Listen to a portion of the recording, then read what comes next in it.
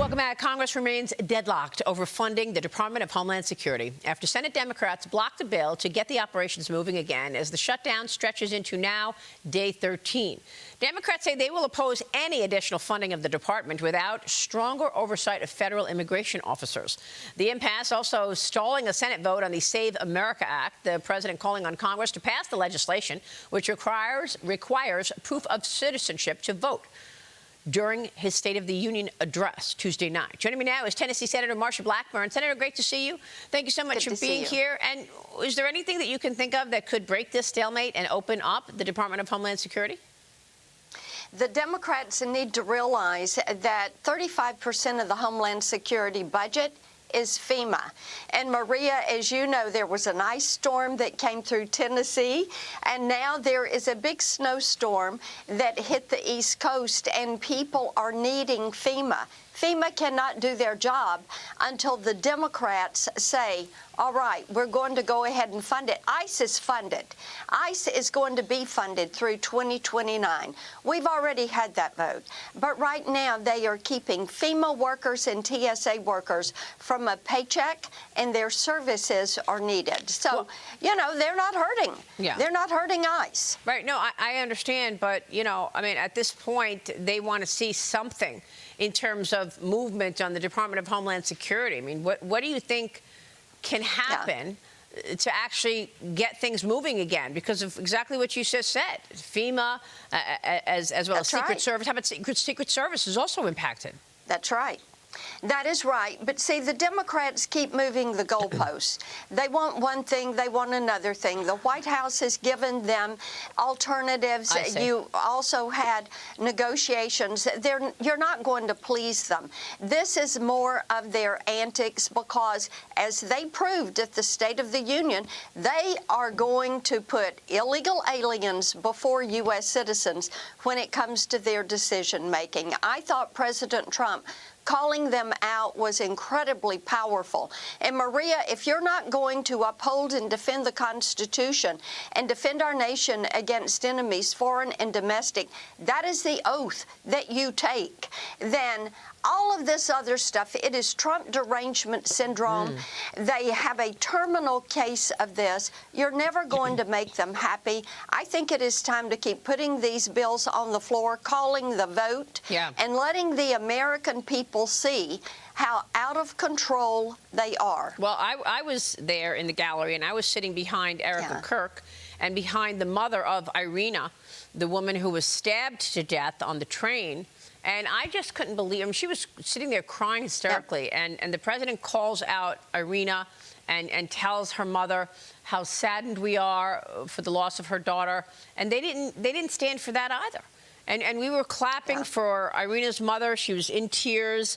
We're all watching her, and the Democrats did not stand up. Wow. It is astounding that they would not stand up and that they would not honor these individuals who have served our country, that they would not honor the loss of life. And the fact that they would not stand and say they're going to support citizens before they support illegal immigrants in this country. And I think it's a defining moment. I have heard from people all across Tennessee who have said, we get it. Now we understand what you're dealing with, because making certain we have open borders, making certain anybody can come in our country, making certain that the ballot box is open to anybody who is on a visa and in the country that day and wants to go vote. That is their goal. It would destroy our country. The Save America Act is something we need to pass. We also need to complete this funding for DHS. It's the third time they have locked down DHS funding this Congress.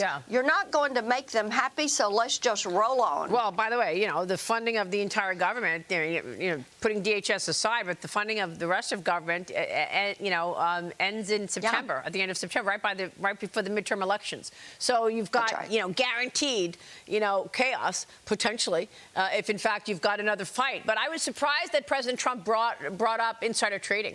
He called on Congress to pass the Stop Insider Trading Act during the State of the Union address. Watch this. let's also ensure that members of Congress cannot corruptly profit from using insider information. They stood up for that. I can't believe it. I can't believe it. Did Nancy Pelosi stand up if she's here? And, of course, we know that Nancy Pelosi and her husband have a very significant portfolio. And the former speaker responded to the president, singling her out after the address. Watch this. The inference he wants to draw is there was something wrong with that, which there wasn't. And if there was, people get prosecuted for it. For a long time now, we've been trying to pass this law.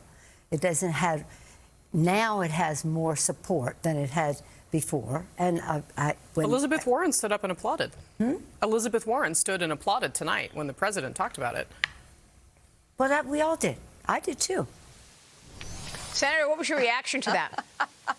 Well, it is inappropriate for members of Congress to participate in the stock market. I just have been a supporter of this legislation for a long time, Maria, and there are some things you remove yourself from during public service. Yeah. This is one of them. It's an 80% issue, just like the Save America Act is an 80% issue. Yeah, are you going to do a talking filibuster, or you got to wait for the Department of Homeland Security to open up on the SAVE Act? We'll see how we end up getting it to the floor.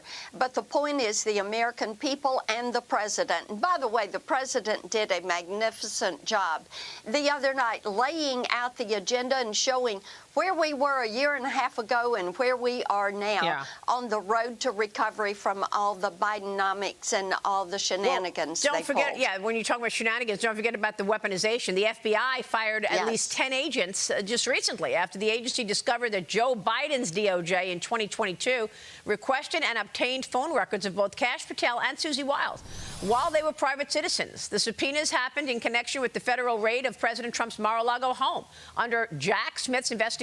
You know all about that. Oh, yes, indeed I do, because I was one of the members of Congress surveilled. Here's the thing. As we are doing our hearings and our oversight on this, and I've already held a hearing with the telecom companies on this, Maria, we have to get to the bottom of this. I know there are going to be more hearings. There will be lawsuits. There will be further discovery. The American people deserve to know what kind of information Jack Smith got and exactly who he got it on. Was it banking records? Was it activity in our text account or our email accounts? Was it more of the trolling data that shows who we were talking to, how long we talked to them, where we were physically located? This is an invasion of privacy for members of Congress. It is a violation of the Speech and Debate Clause. It is a violation of our privacy and of the Stored Communications Act. All right. We'll be watching all of it and keeping a spotlight on it. It. Senator, good to see you this morning. Thank you. Good to see you. Marsha Blackburn. We'll take a break, and then Federal Reserve Board of Governors member Stephen Myron is here live next. Stay with us.